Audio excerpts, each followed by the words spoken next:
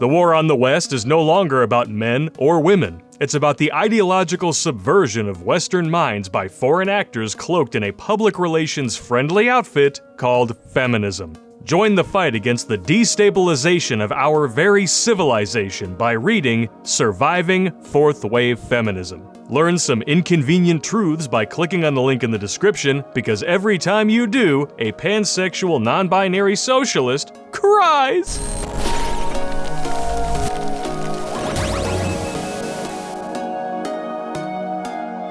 What's up, you panel van driving PPO violators?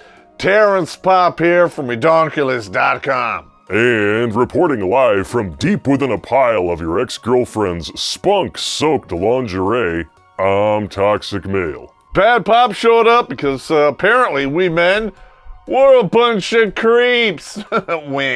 We're always staring at good-looking women and appreciating their genetics.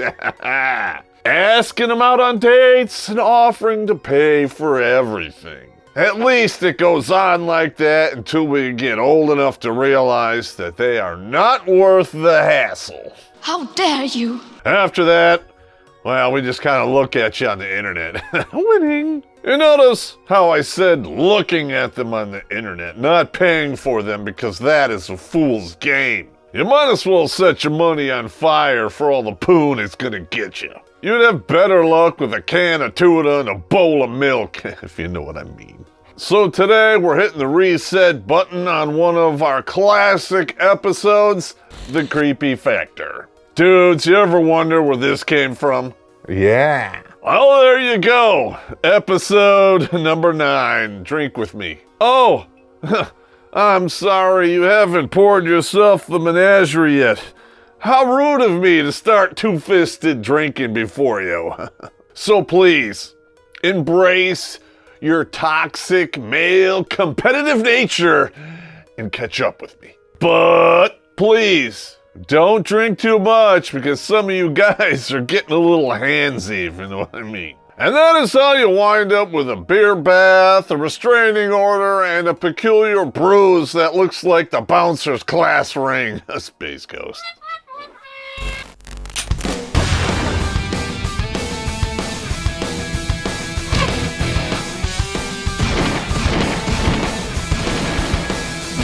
Yeah. The rules are still the same. Any 3 of these traits will get you banished from the land. With that being said, what is one of the first things you notice when somebody approaches you at the bar or on a blind date? And if you answered looks, winning, that is the first category. Specifically, we're isolating factors of bad grooming and style. And if you're really unfortunate, you're gonna realize something is off before you even see these people.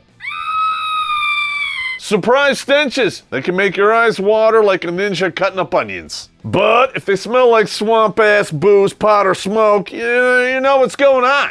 Even too much cologne is a red flag, because you gotta wonder, what are they covering up? Yes, I'm looking at you, you stunning and brave individuals of Mediterranean descent. Screen 5. And ladies, if you ignore all that, you crack the seal on that Vienna sausage, you're gonna add puke to that list. Personally, my best dates, they all smelled of chloroform. Oh look, Space Ghost is on in my panel van. But let's just say they smell like a freshly douched snot pocket. Now, you gotta pay attention to the rest of them. Starting with the top of their head. Speaking of which, you're looking a little shiny up there, Hoss. If their hair is so saturated with chemicals that they require an oil change, or if their hair is lost in a snowstorm of dandruff so deep you need a shovel, or they have a comb over, Joe Biden. Bad news bears. No one was buying that crap when the first dude was still doing it. How is this still a thing? Then, you take it a step further, and you develop a mullet. Business in the front, and a one-man sausage fest in the back, because let's face it, no one is partying with you. Or, this is the worst one of them all. They have the bald cul-de-sac on the top, and let it grow long on the sides. We call that one the bullet, because that's what the dude's blind date is begging for while she waits in a silent panic for the Uber to pick her up outside the bathroom window at the restaurant. Wah! And this is especially egregious when you combine it with another strike on this list. I call it BLL, which stands for Beard of Ludicrous Length. Alright, now I'm not talking about regular beards. I'm not going to shame you because I specifically can't grow one. Space Ghost, wing. I'm talking about those beards that look like an absolute rat's nest, full of old food skeletons of birds and bugs. A kind of beard that started off as camouflage to cover up your multiple chins, but kind of turned into a hula skirt that smells of chicken bones, butt sweat, and old vaginal drippings. The kind of beard that should only exist in 4 types of people: homeless dudes, country music legends, Vikings, and dudes that break into your house once a year and leave presents, hypothetically. Or the beard is there to mask another strike on this list. Yeah. Cold sores, also known as herpes type 1. Just the fact that there's more than one of these is a total anti-hydraulic. Half-mast is too high. So let's move on to the jacked up grill hidden beneath your lip rug. If their mouth looks like it just hitched a ride home on a broomstick from Hogwarts, or if their teeth are rotting out of their skull from all of that crystal meth and chewing tobacco, no one is sitting through a full meal with that, let alone locking lips with that at the end of the night. Because you want to know what goes hand in hand with bad teeth? Bad breath. If I can smell your teeth decomposing in your head hole from across the room, check please. I don't know if you got the memo, but when your teeth are that bad, mouthwash will no longer cut it. That shit is permanent and may or may not require surgical intervention, if you know what I mean. Kinda like those tattoos of all of those past chicks you were banging that you were dumb enough to put on your body. What were you thinking? I knew a couple of dudes in the army who did this, and they fulfilled the definition of insanity to a T. One of these dudes had 4 different names lined out on his body. Eventually, he wised up and had them turned into tribal tattoos, which somehow is better. And another permanent thing that you might see on these people: self-mutilation. And that could take the form of tattoos, over-piercing, or good old-fashioned scarring. Now remember, ladies and germs, we are specifically talking about first impressions. You are just meeting these people. Now, just to be clear, we are not talking about someone who has tattoos or piercings that are easily concealed during work hours. But they show up looking like they took shrapnel from the Boston Marathon. Then you're dealing with an attention whore that is so ridiculous they make the Kardashians blush. Sorry, Bernie Bros, no one is hiring a marketing director who looks like an African tribal headhunter. Space Ghost is on. Now, there are cutters out there who are gonna say they have a legitimate mental illness. But if your scars are located in visible places, you're not disturbed. You're a narcissist.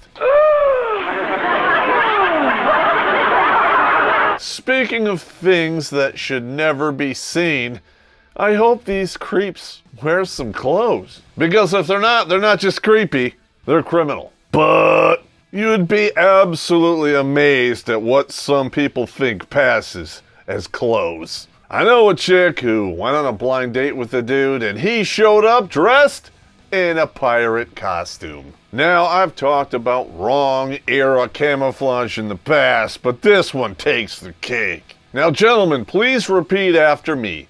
Cosplay every day does not keep the bills away, but it will keep women away, and employers, and even some high-priced call girls. Not that I'd waste my money on that or anything. You want to know something that'll keep your schedule emptier than my ammo bag at the gun range? Flasher trench coats. Unless you're wearing a suit underneath that, not your birthday suit, because no one wants to see that. In fact, just the sight of it is going to have kids and teachers leaving recess early. So do us all a favor and buy a different coat, suck it up, Buttercup. And if you have some of those military issue BCGs, which stands for birth control glasses, pony up for some different glasses, just saying. You look like an ambush sex artist. No one likes that. No. And if you combine those glasses with the beard of ludicrous length and the trench coat, you're going right to jail just for precaution. Screen 5. Should we let him out? No! But he hasn't done anything wrong. He will. He's 3 creepy points deep and it's not even breakfast. That's a good point. With that, we have completed the looks factor, which is a past episode. Links in the description. Chad Swagger is who Bad Pop would be if he hadn't joined the army. A typical American male who enjoys getting drunk on the weekends with ambitions to become a beer baron and a lousy lover to platinum blonde Icelandic bombshells. Half as charming as he thinks he is, and twice as desperate, the bro next door is free on Amazon Kindle, but it's an extra 10 if you want a kiss on the mouth. A link is in the description.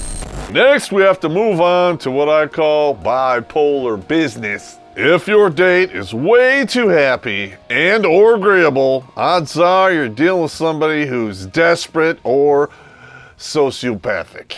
Either they're so lonely they can't even see straight, or they're pretending to be everything that you want. Either way you slice this, someone is getting their bunny boiled, Space Ghost. And this can manifest itself in some real scary ways. Bunny boiling aside, sometimes these people bring up marriage, kids, and commitment before the appetizers even arrive. I've had this one happen to me almost a dozen times, and I'm not even kidding here. We'd be talking about something completely unrelated, and she slips in, "Just so you know, I'm not taking the pill." She just slips that into the conversation, hoping that I slip one by the goalie later. And when I was young and dick thinking, I usually took them up on it. Don't judge me, I was 22. But the most awkward one of them all is when things are actually going well. You finish the dinner and movie on the third date, and he offers to take you home with him. Next thing you know, you're sitting in his house eating fresh crumb cake, getting drilled by his mother about what your future plans are. And after you're done with that comedy gold, the only thing moist in that house is that cake. Screen 5. Now I know there's a dozen or so chicks out there who subscribe to this channel just downvoted this video because I uttered the word moist. Sorry ladies, I didn't mean to offend you. Moist. And for those of you out there who do like that word, go to redonkulous.com/donate and send me some Moist money. Now, I don't care if it came out of your bra or your G-string or out of the crack of your ass. It all spends the same. On the flip side of the over-happy person, I got what I call the devil's pitchfork. You've either got Grumpy Gus, Jumpy Jim, or defensive former vice president. When I announced it, you all said it's not possible. Come on, give me a break, man. That's a good start. 100 million. Thank you. They're either pissed off at the world, everything scares them, or everyone is against them. There's no winning with this type of person. That's why they usually rig the dinner. They order a bunch of desserts and drinks, especially after the restaurant closes and everyone was sent home. But I'm not getting political on you or anything because I would never do that. Well, now that we've got that completely behind us, is there cake? This type of behavior indicates emotional problems, and if you ignore it, you do so at your peril. Ladies who find themselves on the wrong side of the wall, well, they tend to overlook this behavior. And why is that? Well, they pissed away their youth and beauty on guys who treated them even worse, Screen 5. And to them, all I really have to say is this. Wah! When you go fishing, long after the bait has gone sour, all you're gonna get is bottom feeders. Man, that's just mean. That's mean, man. The next category is called interpersonally inappropriate. These are the kind of people who have no social graces whatsoever, kind of like me. Within the first 3 dates, you'll see one or more of these behaviors. Over eye contact or lack thereof. The latter means they're either on the spectrum or a used car salesman. Either way, you can't trust a damn word they say. The former is even creepier because normal people tend to let their eyes wander a little bit. Like me, I look this way, I look that way, a hot redhead goes by, I follow her along, succulent. But someone who refuses to break that gaze with you, that's really creepy. Imagine 7 to 10 minutes of missionary like this. Yeah, hell no. After a couple minutes of that, you're pushing their head to the side and you're faking it. Or you're opening the paper and reading the sports section. Oh yeah! Please keep going. This is amazing. I normally don't do this. You're the biggest I've ever had. Right, yeah. Actually, ladies, don't say that last one because if you do, you're going to regret it. After you say that, he's gonna grab you by the face and look you in the eye and go, really? Really? Because I'm different and you love me. Speaking of getting handsy with the cash and prizes, that's another creepy point. Dudes are getting too familiar with the bathing suit area, and you did not order that package on Amazon. Ew. In fact, personal space invasion of any kind without welcoming signals. Joe Biden. That's a creepy point. A common form that this takes is, Oh, you look tense. they step in for the uninvited shoulder rub. They lean in for the courtesy sniff. You don't hear, hey, Would you like a neck rub? Or can I buy you a massage along with the happy ending? nope, they go right to jail. Do not pass go and don't get your $200. Because in today's day and age, it's all it takes. They call that schmexual asphalting. Or if you have enough money and useful idiots and you shamelessly gag on the globalist sausage, they'll call you Mr. President. Another common form is that person who's always got to have their hand on you or touching you in some way. You're sitting down for dinner, they got to have a hand on your leg. You lay down to go to sleep at night, you got a leg and a tit hanging on you and you're burning up in bed. Or, let's say she wants to be Big Spoon. You're going to find out real quick if she's sporting a dick. Michelle Obama. Gretchen Whitmer. And there's another form of touching and it doesn't even involve you. But you catch your date touching other people's children without them asking. That's creepy. I know kids are cute, but if you pick up a child that isn't yours, that's a real fast way to get yourself a JFK haircut. And if you don't know what a JFK haircut is, that's a perfect segue into off-color comments. It doesn't matter what you're talking about. They randomly inject some borderline serial killer shit. I love my car. I could fit like 3 bodies in the trunk. Well, you know what they say. The first 3 abortions don't count. Poor kids are just as bright and just as talented as white kids. Speaking of random scary shit that's hinting at some inner pain, the next short category is dysfunctional dissidents. On any date or meeting, you're allowed one unprovoked mention of your ex and parents. Once you go beyond 3 mentions of said parents or an ex, you got some real problems there. Once you go beyond 3 unprovoked comments, you're off in the weeds. And that's where all the masked psychos hide. Anyone who talks too much about mommy and daddy probably still lives at home. And if they're living there in their 30s, especially if they try to take you back there, that's a creepy point. Because it might seem safe enough to risk sex in a house with a witness. But imagine getting trash compacted and then there's a knock at the door. Does she want scrambled eggs for breakfast? Or fertilized?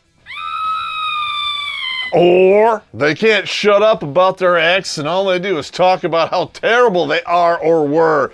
Guess who's not over their ex? The opposite of love is not hate, dudes. It is indifference. My ex is a pain in the ass. Nah. What you meant to say is you want your ex in your ass, Screen 5. All the stuff we talked about, you're probably gonna pick up on in the first 3 dates. But let's just say they're good at hiding the creep or, concealing the crazy. Sooner or later, you're going to get a balls deep look into who they actually are. And if you're like me, you're not gonna find out until, you're in divorce court. Wah, Space Ghost. Suffocation syndrome, and these are classic signs of a controlling, narcissistic person. These creeps will be completely overbearing and they will never ever mind their own business. At the restaurant, they're not even gonna ask you what you want. They're just gonna order it for you and expect you to eat it. Next thing you know, you're eating everything around the shellfish because if that touches your lips, you're gonna die. You will eat those crabs, woman, or I'll give you some. Later. Now, in the original episode, I did include one point that I now must retract, and I call that driving Miss Daisy.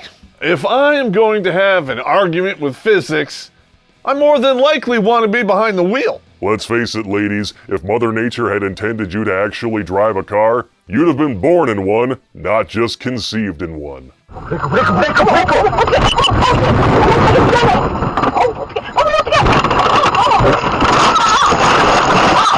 And as a result of someone who can't mind their own business, they will be everywhere that you want to be. You might want to call it stalking, recon, or trailing. Holy shit, you're at war. You just don't know it yet. The real good ones will engage in anticipation stalking because that is where the real skill is. That's where they somehow know where you're going, but yet they're always there just before you show up. Oh, I didn't know you're gonna be here today, just like I didn't know you're gonna be in the woman's locker room yesterday. Totally gotta be fate bringing us together, right? Right? Oh my God. The best gift is the gift of never seeing you again. Okay, all right. What does this mean? There is no trust, and nothing you can ever do will build it. As a result, the only thing left on the table is a couple of old crusty stains and seething jealousy. A jealousy that will never be quenched short of the plot of 365 Days. And if you haven't seen that movie, consider yourself lucky. It is on Netflix, and I'm not recommending that you actually watch it. I watched it, or I should say that I watched all the best parts of it on OrnPay Hub. And it was still creepy. And now we arrive at some of the outward signs of creepy. Possessions. Now the real bad ones might require an exorcism, but we're not covering that in this video. Alright, now we already know this one. I am guilty of this myself. I drive a cop car and I freely admit it. And yes, you can fit 3 bodies in the trunk of my car. And how do I know this? 2 words. Drive-in. Also included on this list will be any hearse, panel van, or full-size station wagon. Because the only thing you can do in a station wagon is lay down. We all know what happens after that. It may or may not involve a scalpel, chloroform, and handcuffs. Winning? Oh, hell no. But if you can get past the sniff test of the car, you might just go back to his lair. You walk into his abode and he has a bunch of toys and no children. You might want to fake that headache. Now, I'm not really talking about collectibles. That's kind of a different animal. But if his entire place is a museum of collectibles, which are really toys with a public relations friendly label, you're gonna get a creepy point for that, I'm just saying. I don't care how much they're worth. And let's not forget about the creepiest toys of all. The kind with an AI chip and a built-in semen sump. Now, if he has a fornification doll and not one of those gag gifts that you get at a bachelor party, I'm talking about the lifelike one that's sitting in a chair next to his bed, and clearly it's been used. We're beyond faking a headache. You need to run away. Anyone who has one of those things will expect moves and positions that a living person just cannot do. Unless they work for Cirque du Soleil, and that by itself is also creepy. Now, I'm not saying a woman who can fit herself in a suitcase isn't intriguing. It actually is. It gives a whole new meaning to the word basket fuck, huh? Screen 5. Or the flip side. He refuses to let you see his place at all, even beyond the 90-day crazy gate. And there are a couple potential reasons for this. He lives with someone and doesn't want them to know you exist. It could be his parents, wife, or girlfriend. And that's the best case scenario here. It could be a Richard salad of down low ranch dressing dispensers. You don't want to know, and neither do I. 2. Unsanitary living conditions. Now, I'm not talking about guys who organize in piles like me and most bachelors. We're talking dirty dishes in the sink growing mold, and not just some dirty dishes. All of them. Shit stains in the toilet that you can count like tree rings that go back generations. Piles of dirty underwear that now pull double duty as a wicked rat colony. A dude that lives like this doesn't really want a wife. He just wants a legal contract for a new mom. Damn it. He's right. Well said. And that brings me to the last one on this list. Male feminist. Oh my God. There is no 3 strikes and you're out with this one. This is auto creep confirmation. Male feminists are a quagmire of creepy that entail most of the shit on this list. And a few dozen more from the crazy list. Check that episode out. Do yourself an internet search for all of the male feminists charged with ambush sex, and you'll have enough reading material for every dump you take for the rest of your life. Luckily, these Soylent gangrenes are all too easy to spot because they're so desperate to show high-caliber whammon like this. How stunning and brave they truly are not. Look for Black Power fists and breast cancer awareness filters and any I'm with her watermarks on social media. But I'm not done yet because, like the mainstream media, I buried the lead. The single most important thing I can teach you about being creepy is this. If you are a top shelf dude with money, power, and all of its trappings, they do not care how creepy you are. Winning? No. Have we met? Because I feel like I would remember you. No. Although I am surprised you didn't wear your new red dress tonight. What? The red sundress you bought yesterday at American Apparel. You look really sexy in it. At least you did in the dressing room. Oh, I don't know. I didn't wear it. You want to get out of here? You really have no excuse because your period ended on Tuesday. Would you kill me if I go? I'll kill you if you don't go. God, he's like perfect. You can pretty much do whatever you want short of dismemberment and death. You can throw their purse in the trunk of your car right next to the woman who's ball-gagged and handcuffed on her way to your kill room. You can have a smorgasbord of shrunken heads on the dashboard of your hearse. You can have a solo cup full of drinking straws right next to your bed. Oh, God. You can invade every hole on their body like Poland in the 20th century without even asking. You can piss in their face. Hell, you can piss in their body, and they'll probably drink it. If you are a top shelf dude, they will do all of that with a smile. They will swallow every drop and grit those teeth through the pain, and they will call your overbearing, possessive behavior endearing. OMG, I think it's so sweet that he doesn't want anyone to have me but him. But if you're an ugly motherfucker, you're already a creep before you even swipe right. You don't have to do a single thing on this list, and you're still a creep in their eyes. You don't have a snowball's chance in hell, unless you have enough money and power to pay for it. And even then, they'll probably still call it ambush sex when their careers tank and the attention dries up faster than their moist maker.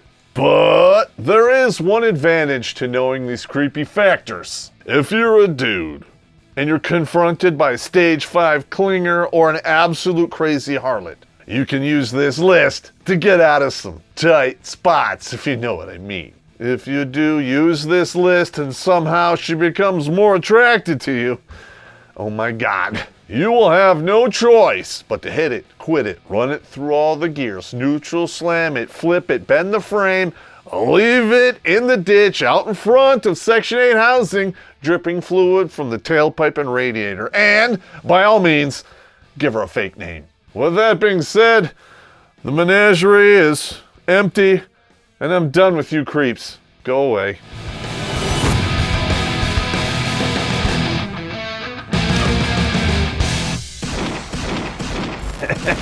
She realized she was this. She started to do this. Realized she could get some of that. Then she started to really like it and started doing this. Sooner or later, someone slipped one by the goalie and someone had to take the fall. And everyone did this.